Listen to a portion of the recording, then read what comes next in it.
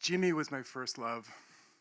I fell in love with his blow-dried, sandy-colored hair that he parted on the left, with his large, toothy smile. It was 1976, I was 15 years old, when I saw him on the billboard that said, "Hi, I'm Jimmy Carter, and I'm running for president." I fell for him right away. I knew that he and I would go all the way to the White House. And when he got elected, I was so excited. I signed up for an internship in Washington. And Jimmy invited me to his house with the other interns to a reception on the lawn with thousands of other people, but I was there. And I was so proud of him when he signed the Panama Canal Treaty because it was the right thing to do. And he brought lasting peace to Egypt and Israel. It was the right thing to do. And when we had that energy crisis in the late 70s, and Jimmy told us to conserve, I turned my thermostat down and wore a cardigan like Jimmy did.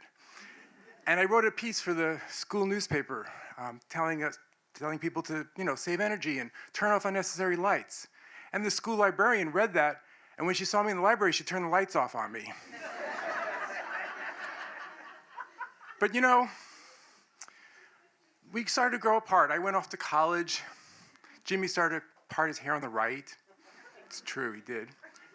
And then the Soviets invaded Afghanistan, and Jimmy started recalled the draft, the registration for the draft. And I remembered Vietnam. I mean, I was young, but I knew what Vietnam was. I knew all the lyrics to Alice's Restaurant. And I had another love by then. It was Teddy Kennedy. So when Jimmy was up for in the primary, I was supporting Teddy. But Teddy didn't win.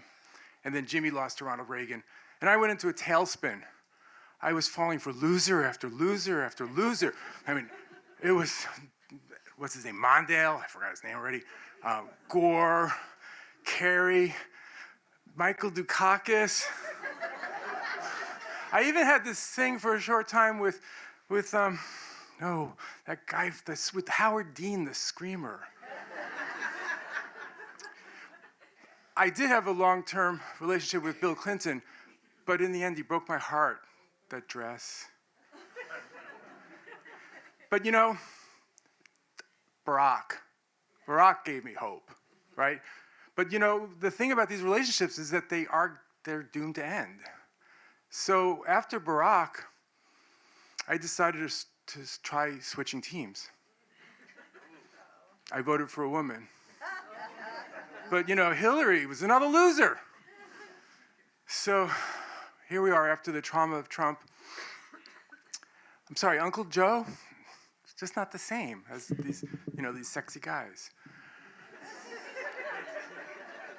And my ex is looking good. He's been a really good ex. So I did some work with Habitat for Humanity, like Jimmy. I gave to the Carter Center, helped cure guinea worm. But I actually told this story in Atlanta at another storytelling thing called Carapace, which is held in Manuel's Tavern, which is where the Democrats in Georgia gather to plan and strategize, and where Jimmy actually got a start in his run for governor. And in the audience that night was one of his staff members, because the Carter Center was right around the corner from Manuel's Tavern. And she heard the story, and she told Jimmy. And Jimmy got to watch the recording of it on PBS, and he sent me a signed copy of his book. It wasn't one of his better books, but I still feel like we made a connection. But you know what they say, you never really get over your first president. Thank you.